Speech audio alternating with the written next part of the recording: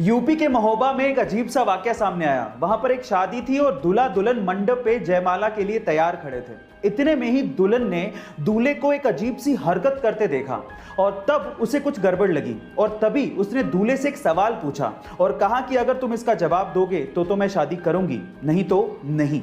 वो सवाल क्या था पता है? दुल्हन ने दूल्हे से 2 का पहाड़ा सुनाने को कहा था, लेकिन दूल्हा 2 का पहाड़ा भी नहीं सुना पाया। शादी टूट गई। लड़की ने ऑन द स्पॉट फेरे लेने से मना कर दिया।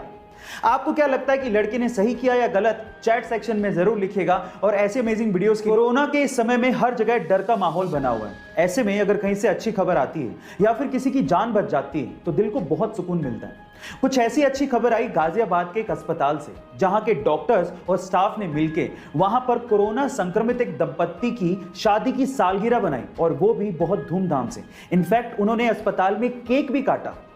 अस्पताल के स्टाफ के इस अच्छे व्यवहार से दोनों पति पत्नी बेहद खुश थे।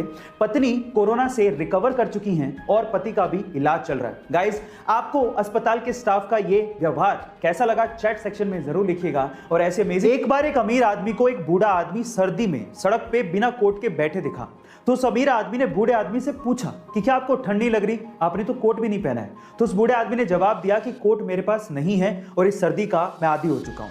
तो फिर उस अमीर आदमी ने कहा कि आप रुकिए, मैं घर जाता हूं और आपके लिए कोट लेके आता हूं। तो उस बूढ़े आदमी ने कहा कि मैं आपका इंतजार करूंगा।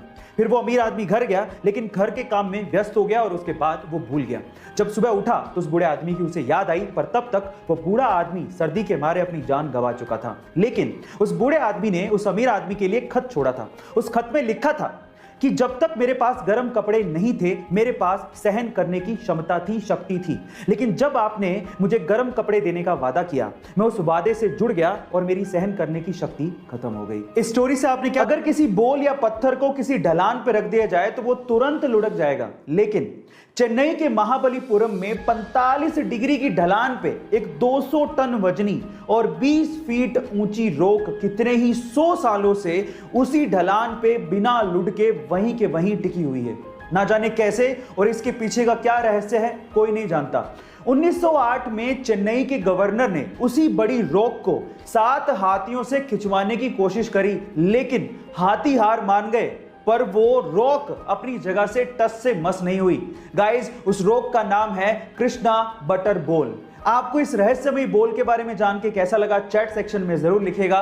और ऐसे ही अमेजिंग वीडियोस के लिए आपको पता है कि एक हिरन 90 किलोमीटर पर आवर के हिसाब से दौड़ सकता है और एक शेर मात्र 60 किलोमीटर पर आवर के हिसाब से ही दौड़ सकता है।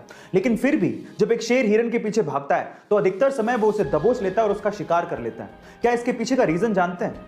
इसके पीछे एक साइकोलॉजिकल रीजन है और रीजन ये है कि हिरन को ये लगता है कि वो शेर से बहुत कमजोर है और इसी खौफ की वजह से और अपनी काबिलियत पे शक करने की वजह से वो बार बार पीछे मुड़ के देखता है और उसी वजह से उसकी रफ्तार और उसका हौसला कमजोर होते चले जाते हैं और वो शेर का शिकार बन जाता है। इससे ये सीखने को मिलता है कि आप अपने लक्ष्य पर अडिग रहें और पीछे मुड़ के कभी ना देखें।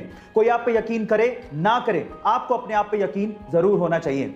आपको ये सुन के कैसा लगा? चैट सेक्शन पे जरूर लिखेगा। और ऐसे अमेजिंग